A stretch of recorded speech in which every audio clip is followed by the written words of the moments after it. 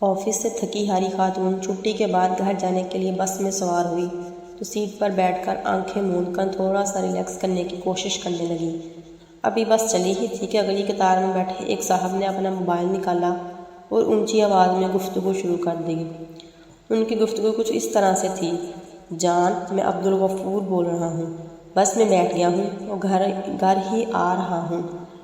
ہاں مجھے پتہ ہے کہ 7 بج رہے ہیں، 5 نہیں، بس ذرا آفس میں کام زیادہ تھا اس لیے دیر ہو گئی۔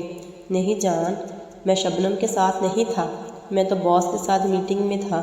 نہیں جان، صرف تم ہی میری زندگی میں ہو، ہاں قسم سے۔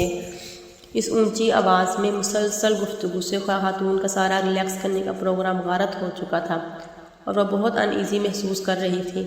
کافی دیر بعد تک بھی جب یہ سلسلہ جاری رہا تو خاتون کی ہمت جواب دے گئی۔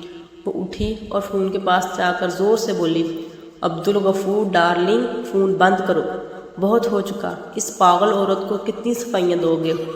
اب عبدالغفور صاحب بیچارے ہاسپٹل سے واپس آ چکے ہیں، لیکن پبلک مقامات پر انہوں نے موبائل کا استعمال مکمل طور پر بند کر دیا ہے۔